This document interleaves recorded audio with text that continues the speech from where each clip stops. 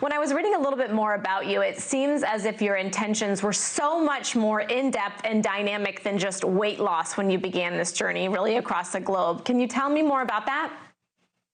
Yeah, I guess when I first learned about the existence of these drugs, in case anyone hasn't heard, we've now got drugs that produce an extraordinary amount of weight loss. The average person who takes Ozempic loses 15% of their body weight.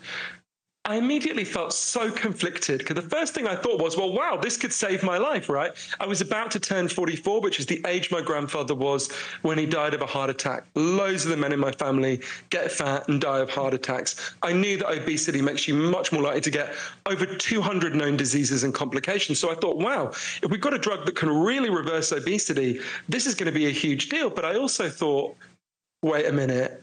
This sounds way too good to be true. There must be a catch here, which is why for my book, Magic Pill, I went on this really big journey all over the world, from Iceland to Minneapolis to Japan, to really investigate what these drugs are going to mean for all of us, and to, I hope, write a guide for people who are thinking of whether they should make this decision, and if they are, how it will feel in their bodies, in their minds, and in the whole kind of society around us.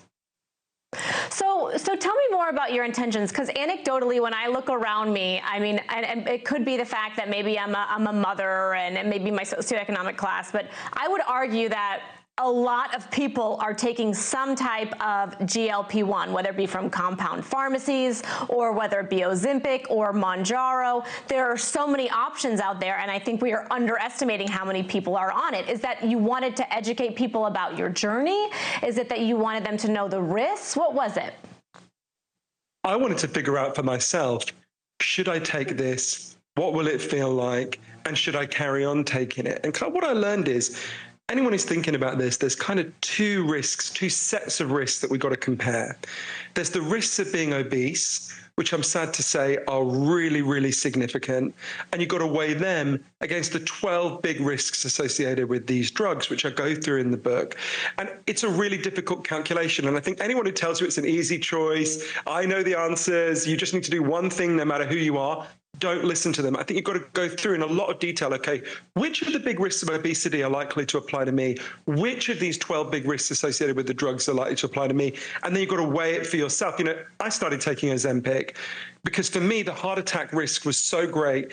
And we know these drugs, by reversing obesity, hugely reduce your risk of heart attack by 20%. But it was complicated, and it's a strange feeling. I'll never forget the feeling the second day I took the drugs. You know, I've been obese almost all my adult life. I went to this diner just up the street that I used to go to every morning, and I used to order, I'm slightly embarrassed to say, an enormous chicken sandwich with loads of mayo in it. Normally, I would like swallow that, and I would still want some potato chips. And that morning, I had like 3-4 mouthfuls, and I just didn't want any more. It was the weirdest feeling. And that was how it felt from then on. Like these kind of shudders came down on my appetite. It's not that I like dieting where you're like hungry and denying yourself. I was just really full really quickly. It's why I lost 42 pounds in a year. It's why the heart attack risk massively went down for me. But I did also experience some of the 12 negative effects. And there are many more that a lot of people are experiencing that I didn't get. Okay, I do want to push you a little bit because you said that you were on the verge, or you were considered obese, but were you considered to be at risk for type 2 diabetes? So my question to you would be someone at home who's saying, oh, I need to lose 10, 20, maybe 30 pounds, but I am, in theory, even though I have a high BMI, I am not at risk for what this drug is intended to treat. The truth is, I'm slightly embarrassed to say this, Elizabeth. The thing that most shocked me in the research for my book was something I thought I'd known since I was a little boy. It's how extremely bad for you obesity is, and how those harms kick in just at being overweight. If your BMI is 25 or higher, these risks start to kick in. That seems very low to me. Mostly when we picture obesity, we picture like, you know, Lizzo or something. The risks kick in way below that. So you don't have to be pre-diabetic. You don't have to be hugely overweight for these risks to start kicking in. Well, I think it's fascinating. Magic Pill, you went on a journey.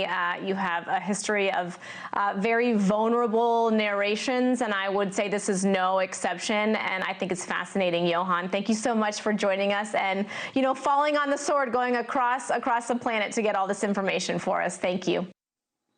Thanks for watching. Go to joinnn.com to find NewsNation on your television provider. And don't forget to click the red subscribe button below. to get more of News Nation's fact-driven, unbiased coverage.